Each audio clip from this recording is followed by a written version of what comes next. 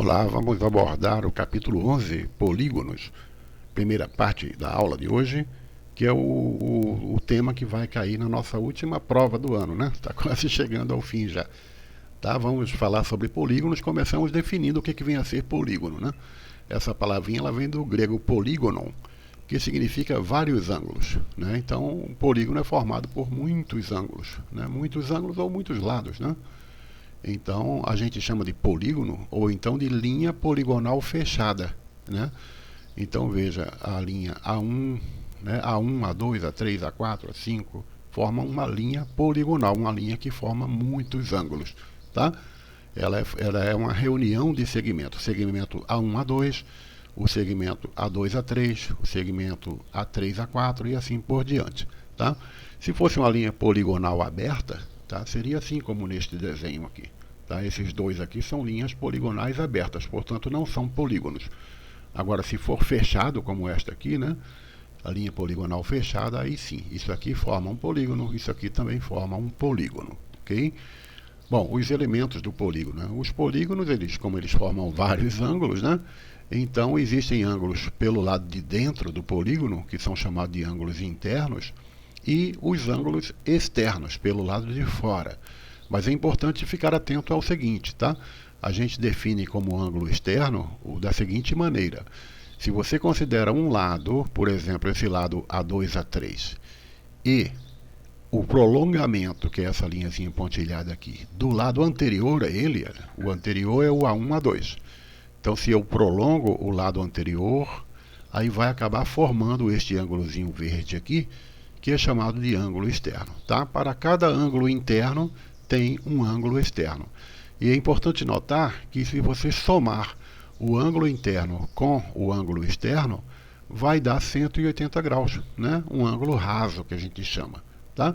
Então, se o polígono tem N lados, ele vai ter N ângulos internos e N ângulos externos. Tá certo? Bom, também fique atento ao seguinte, geralmente quando a gente quer se referir a um polígono, a gente fala a sequência de letras que o formam, né? Por exemplo, esse desenho aqui, eu posso dizer que é um polígono ABCDE, ou posso começar por outra letra, como aqui, ó, CDEAB. O importante é que eu fale todas as letrinhas que formam o polígono para se referir a ele, tá bom? Bom, outra coisa a gente chama de diagonal, um segmento que une dois vértices não consecutivos, né? Consecutivo, vocês sabem, que significa que é um que vem depois do outro. Por exemplo, se eu considero o vértice F, o vértice A vem logo depois dele. Então é um vértice consecutivo ao vértice F.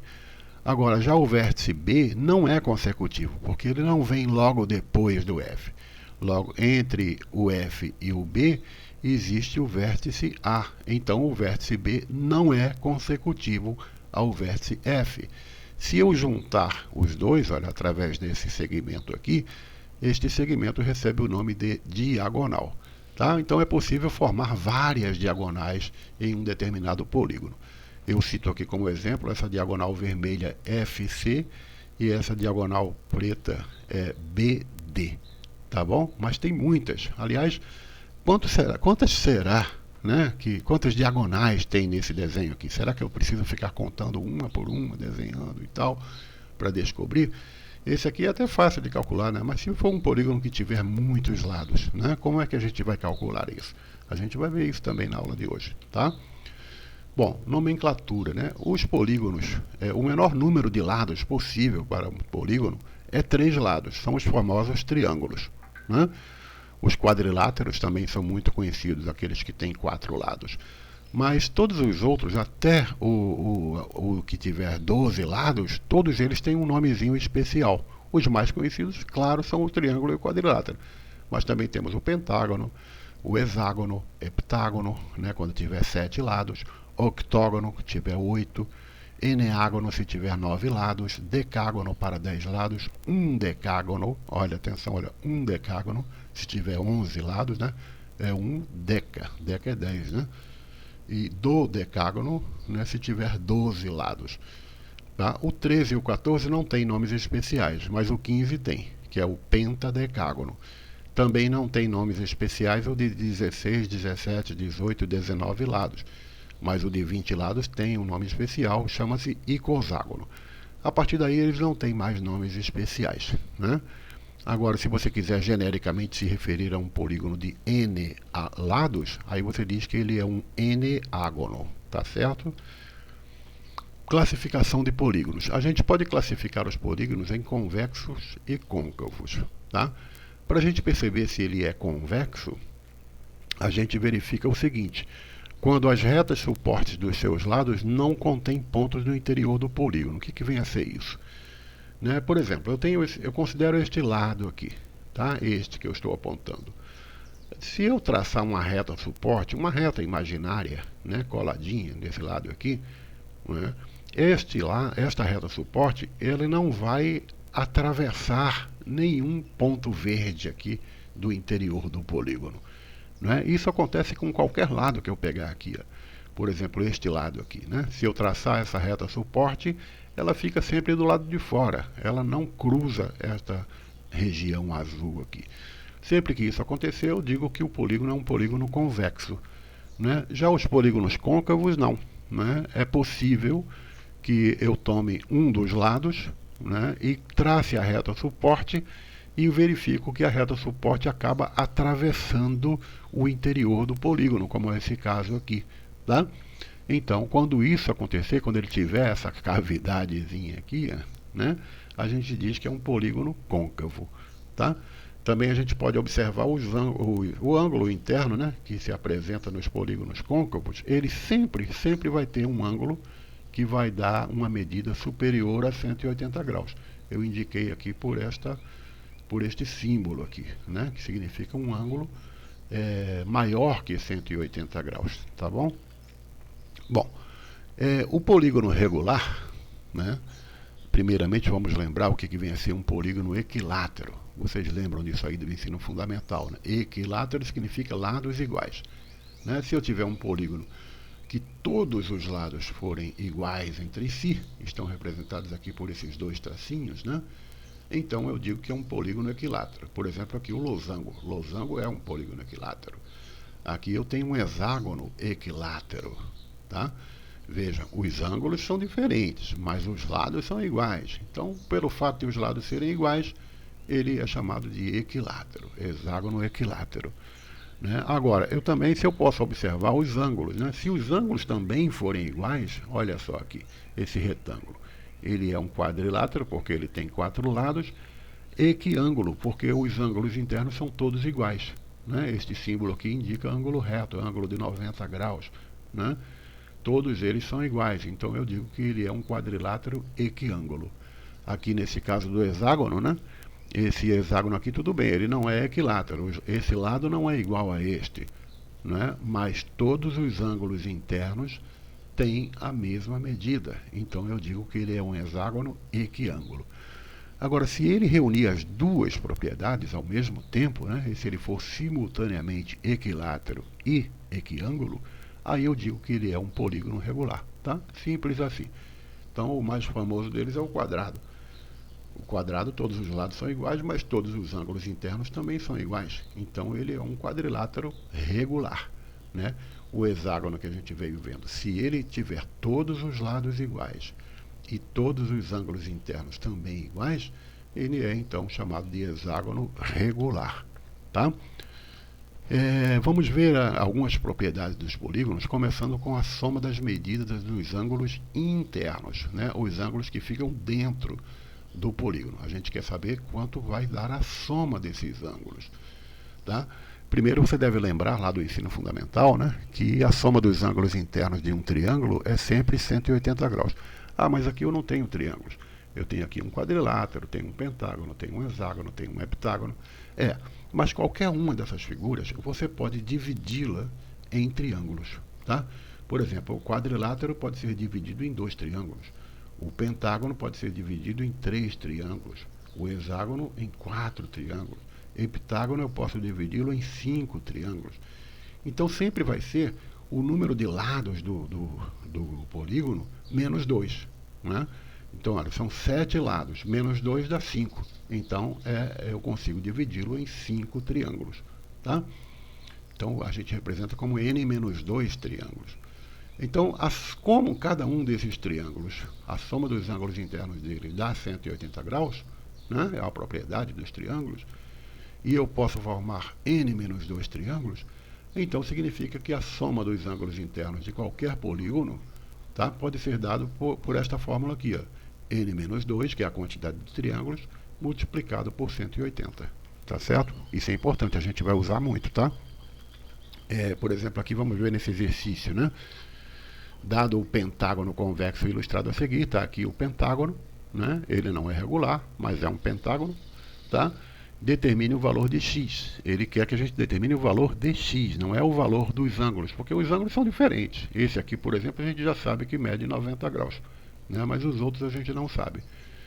Então vamos ver o que a gente consegue fazer aí.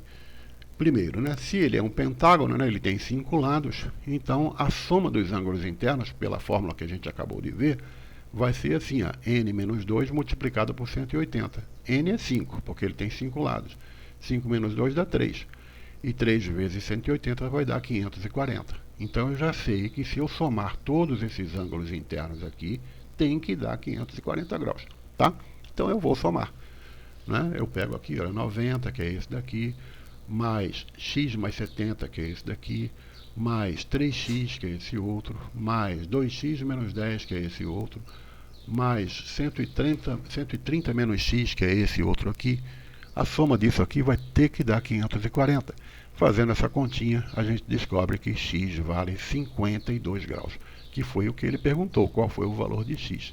Né? Ele não perguntou o valor de cada ângulo. Se ele tivesse perguntado quanto vale este ângulo aqui, por exemplo, né?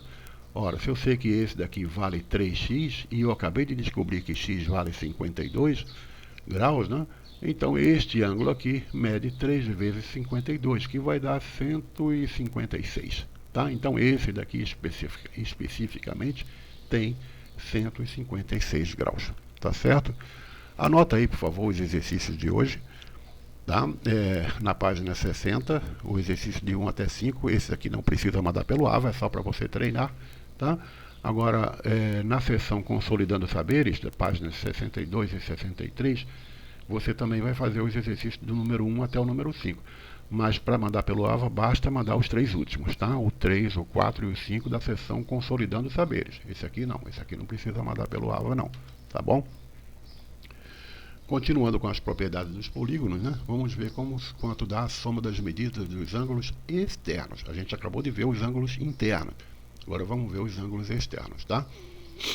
Eu falei no início do vídeo, né, que se você juntar a medida do ângulo interno com a medida do ângulo externo, sempre dá 180 graus, dá um ângulo raso. Tá? Isso está representado aqui matematicamente por esta simbologia aqui. Agora, se a gente, né, foi o que eu falei, né, mas como tem n lados, essa vai apresentar n vezes esta soma. Ângulo interno mais ângulo externo. Né? Então vai ser n vezes 180, a soma dos ângulos internos com os ângulos externos. Né?